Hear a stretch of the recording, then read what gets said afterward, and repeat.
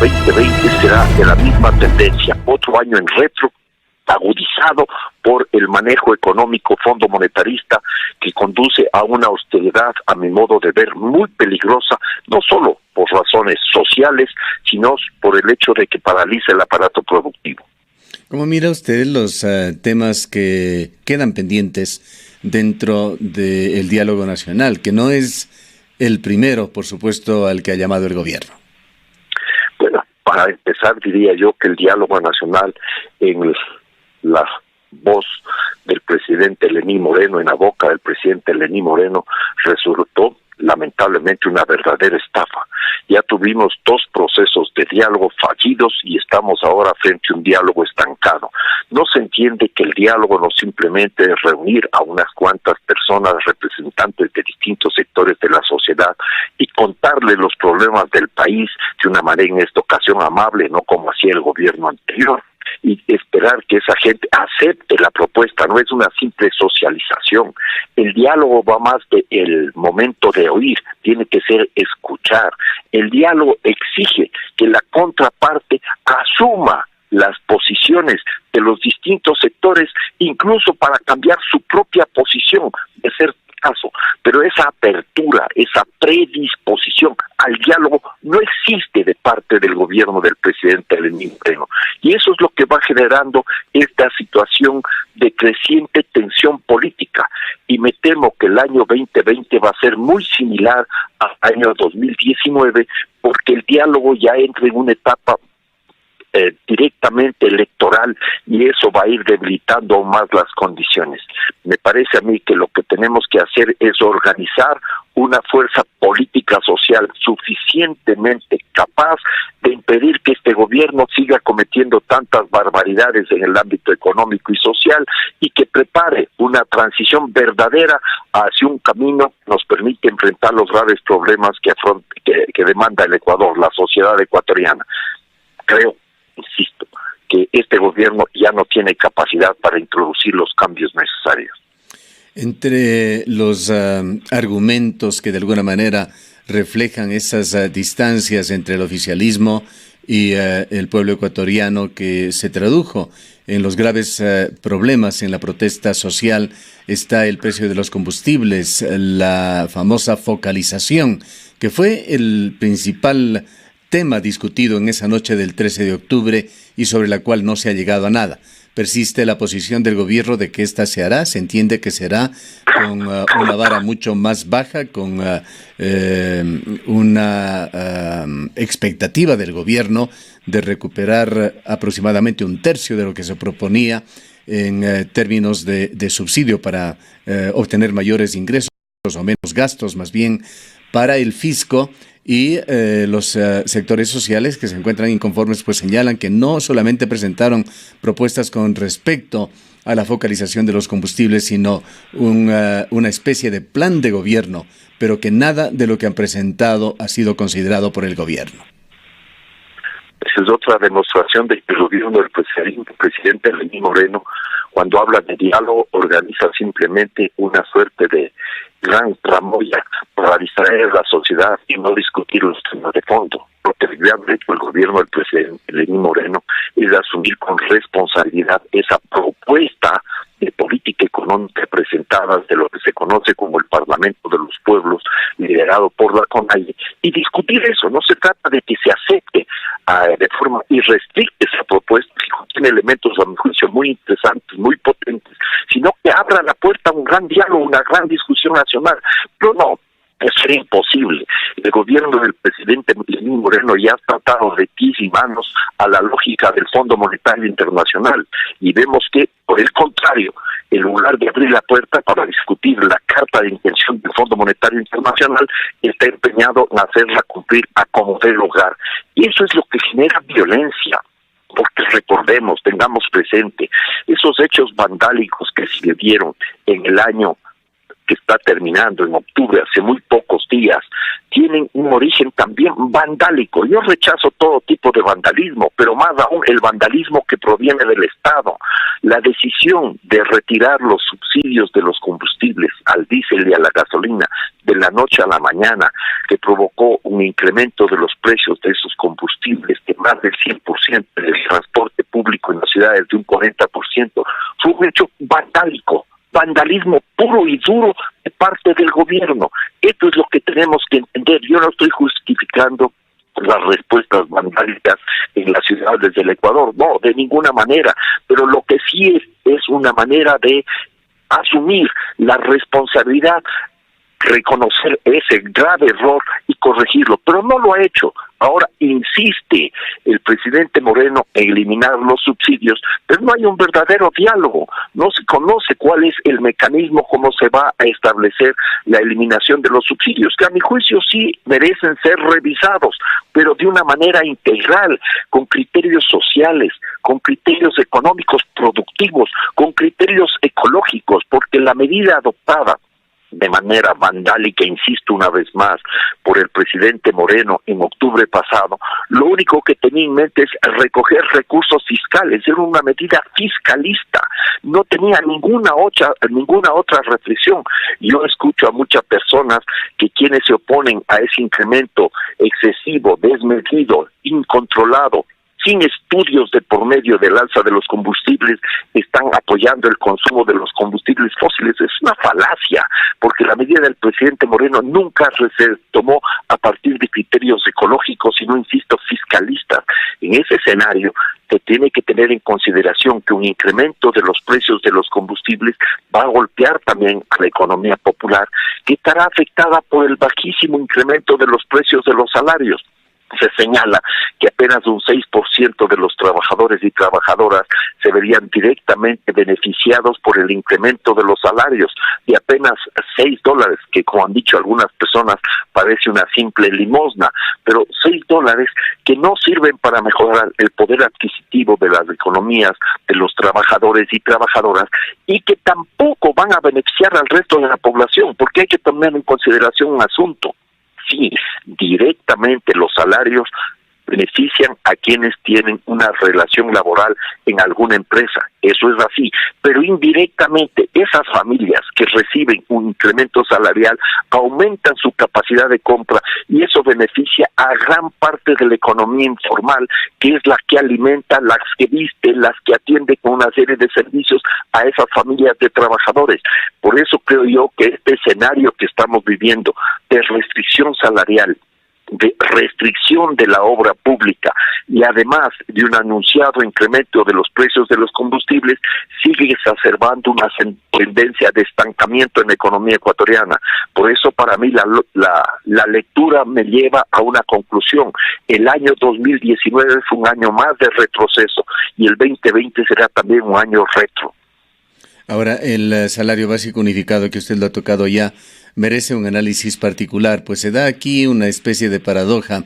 Ecuador es el país que tiene el tercer salario básico unificado más alto en América. Solamente están por encima Uruguay y Chile, y en valores cercanos al valor fijado para Ecuador. Y Ecuador también es posiblemente la tercera economía más maltrecha en América. ¿Qué reflexiones merece esto, economista Costa? De aquí, las desavenencias, la inconformidad de los trabajadores, por una parte, que comparan el salario básico con la canasta familiar, y de los empresarios que dicen Ecuador no tiene competitividad para competir con otros países, particularmente los países vecinos en América. Bueno, ahí tenemos un tema de fondo. En primer lugar, es efectivamente cierto que el salario comparado con otras economías, con otras sociedades, el salario ecuatoriano está en un nivel relativamente alto, pero hay que tomar en cuenta algo que no se anota, el elevado costo de vida en la sociedad ecuatoriana. Es sin lugar a dudas la canasta básica en el Ecuador, una de las más altas de la región, y eso entonces hay que tener en consideración, y ahí habría que preguntarnos... Perdóname que ponga un ingrediente más, porque es muy importante la reflexión sobre este tema, sobre todo conociendo su posición como economista y su ideología economista Costa. Le pongo el otro referente en este tema. México acaba en esta semana de revisar su salario básico, fijándolo en $200, exactamente el 50% de lo de Ecuador. Pero el costo de la vida en México, y yo tuve oportunidad de estar en el año que termina en la Ciudad de México varios días, es muchísimo más bajo que lo que tenemos en el Ecuador. Pero en ningún caso el 50% más bajo, apenas más bajo.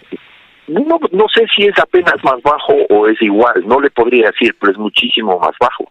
He tenido en este año que termino la oportunidad de visitar varios países por razones de trabajo, me invitan continuamente a dictar conferencias, y el costo de vida, sobre todo en lo que tiene que ver con alimentos, por ejemplo en España, en Madrid, es más bajo que el Ecuador, y el salario es mucho más alto allá. Entonces hay que ponernos aquí a preguntar por qué se da esta realidad, por qué el costo de vida en la sociedad ecuatoriana es tan elevado. Y entre muchas otras cosas, que no es la única, tenemos el efecto de la dolarización. Hay mucha gente, la mayoría de gente en el país, entiendo que muchas de las personas que me escuchan en este momento creen que la dolarización ha sido una maravilla. Tenemos ya casi 20 años de dolarización, pero es parte de los problemas. Es parte de los problemas. Esa rigidez cambiaria y monetaria implicó un incremento de los costos de vida, de los costos de producción, que está afectando a la sociedad ecuatoriana. Economista Costa, nuevamente aquí otra reflexión. ¿Se imagina usted la época del presidente Correa, de los 10 años de Correa sin dolarización? Bueno, yo me imagino que podríamos haber tenido un resultado económico mucho mejor, por lo menos un crecimiento de la economía. Por no lo menos hubiésemos estado posiblemente como Venezuela, pues allí ya no se pudo gastar más los recursos del Estado. O podríamos estar como otros países. La moneda. Podía haber sucedido, son reflexiones para un capítulo de un libro que algún día escribiremos, reflexiones para después de muerto, no sirven para nada porque son simplemente especulaciones de lo que pudo haber sucedido, ¿no es cierto? Lo que sí podríamos es pensar en otro manejo desde otra perspectiva, si se habría manejado la moneda con responsabilidad, como se hace en muchos países del mundo, no solo en América Latina. La economía ecuatoriana pudo haber crecido muchísimo más durante el gobierno del presidente Correa y durante estos 2 últimos años, y además podríamos haber tenido un menor peso del endeudamiento público, sobre todo del endeudamiento externo, que es algo que ha crecido de una manera desmesurada, entre otras razones, por la incapacidad que tiene el Estado ecuatoriano de emitir su propia moneda. Son temas para la reflexión. A mí me parece que hay que tomar en consideración un asunto fundamental. Yo creo que hay que recuperar la competitividad de la economía ecuatoriana sin afectar ni a los trabajadores ni a la naturaleza, ni la flexibilización laboral, ni la flexibilización ambiental, ni la sobreexplotación de la mano de obra, ni los extractivismos exacerbados, que lo que están provocando son reacciones sociales cada vez mayores en toda América Latina, y algunas con resultados alentadores, como acaba de suceder el día de ayer en la ciudad de Mendoza, en Argentina, donde el pueblo movilizado consiguió que se derogue una ley minera que estaba siendo impulsada por el gobierno un gobierno progresista. En este sentido, me parece que tenemos muchos elementos para la reflexión. Y otro de los puntos donde no hablamos y donde podemos bajar los costos de una manera sustantiva para la producción y para el consumo son las elevadas tasas de interés. La banca tiene tasas de interés en dólares que son mucho más altas que las que existen en otras economías no dolarizadas y en créditos en dólares. Estoy pensando un crédito en dólares en Colombia, un crédito en dólares en Perú. Esas son cuestiones que también habría que discutir. Este tipo de análisis requieren una reflexión integral y no visiones simplemente ideologizadas por los intereses de determinados grupos económicos que lo que buscan es seguir lucrando a costa del pueblo ecuatoriano y de la naturaleza de nuestro país. Una pregunta final, economista Costa. El año 2020 es año electoral ya en Ecuador, con miras a las elecciones que se darán tempranamente en el año 2021. ¿Qué opciones existen en Ecuador para evitar lo que algún analista nos decía el día de ayer, de que Lenín Moreno deja solamente preparando el terreno para la asunción de un gobierno de derecha? Bueno, el gobierno de Lenín Moreno resultó un gobierno abiertamente neoliberal, es decir, de derecha, un gobierno que se aprovechó de las condiciones políticas para llegar al poder y no dio los resultados esperados. Lamentablemente el gobierno del presidente Correa tampoco introdujo las transformaciones estructurales que pudo haberse hecho, contando con todos los recursos económicos, respaldo popular, tiempo, condiciones internacionales, etcétera, y no dio paso a la transformación de la matriz productiva. Seguimos siendo un país productor y exportador de materias primas, condenados al subdesarrollo. No hubo una transformación de la lógica de acumulación de capital en el gobierno de Correa. Sí, se reduce la pobreza hasta el año 2014, pero la concentración de la riqueza aumenta como nunca antes. Los ricos se enriquecieron mucho más y eso se agudiza muchísimo más con el gobierno del presidente Lenín Moreno. De hecho, quien dejó entreabierta la puerta para el neoliberalismo a través de múltiples medidas, ya fue el presidente Rafael Correa. Lo que hace Moreno es seguir cada vez más en esa senda, y eso, como sabemos de la experiencia nacional y de la experiencia internacional, no nos augura días agradables y positivos para la sociedad ecuatoriana. Todo lo contrario. Ojalá, por eso decía hace algunos instantes, tengamos la capacidad de construir una fuerza política social capaz de enrumbar el Ecuador hacia otro destino, hacia un destino de paz, de equidad, de justicia, de libertad, que es lo que tanto demanda el pueblo ecuatoriano. Algunos nombres que se le pasen por su mente como potenciales candidatos para el 2021. No tendría nombres de este rato que anticipar. Personalmente me gustaría ya que tengamos una mujer en la presidencia de la República. Gracias, economista Costa, por habernos atendido y le deseamos un feliz año. Igualmente a todas las personas que nos escuchan, un feliz año, un feliz 2020, que le llenemos de dicha y de trabajo, pero sobre todo que hagamos un esfuerzo para que los próximos años sean mejores y terminemos este proceso de retroceso permanente de la sociedad y de la economía ecuatoriana. Declaraciones del expresidente de la Asamblea Nacional Constituyente, político de izquierda, también fue, entre otras cosas, ministro de Hidrocarburos, el economista Alberto Acosta.